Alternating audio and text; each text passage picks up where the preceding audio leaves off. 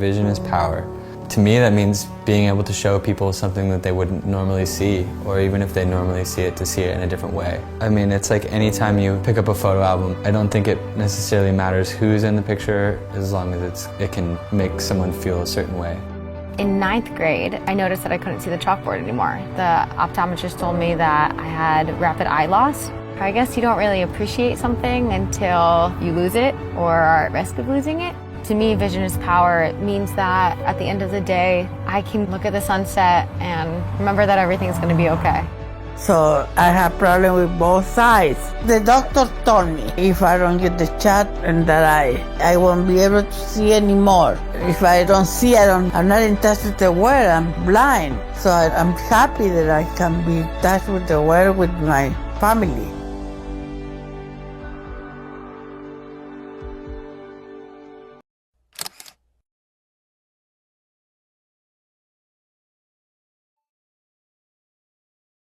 Alzheimer's disease is the 5th leading cause of death for individuals 65 and older. There's no cure for it.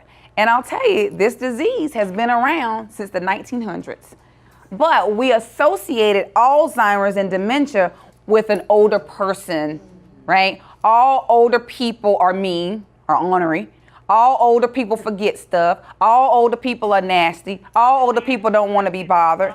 That's not true. Alzheimer's disease and dementia is not a normal part of aging. If they're forgetting more than the average person their age and their condition, and it's impairing their life, their daily being, then something is wrong. It may not necessarily be Alzheimer's, but something is causing that impairment. When we look at the stages of life, infants, what do we do for infants? Everything, all of their activities of daily living. What about toddlers? We ensure their safety, making sure they're not going out in front of the, talking to strangers, running out in front of the cars. Teenagers. Yeah. Exactly. We do everything that they think they know how to do, right? We help them make decisions.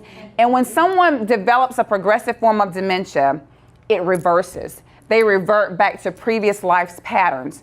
This is the problem with family caregivers and professionals working with this population. We give them the wrong type of care at the wrong time. Well, what do? They have the big D or the big A. We start helping them with all of their activities of daily living. That's where the problem comes in.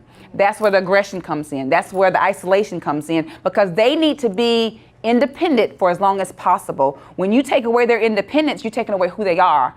You are who you are, and you identify with who you are by what you can do for yourself. And so simply because we have that diagnosis, that doesn't define who they are. That's their diagnosis. Everybody in here has something wrong with you.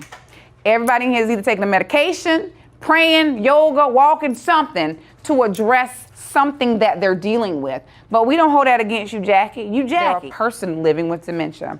They're a person living with Alzheimer's. Person first is the theoretical perspective. When you put the disease first, that's what you're going to focus on. First of all, not doing it. Whatever you I don't want to do it. It's not appeasing. It's not pleasant. I don't even feel like taking a bath, but because I got a fully functioning brain and I know what happens if I don't.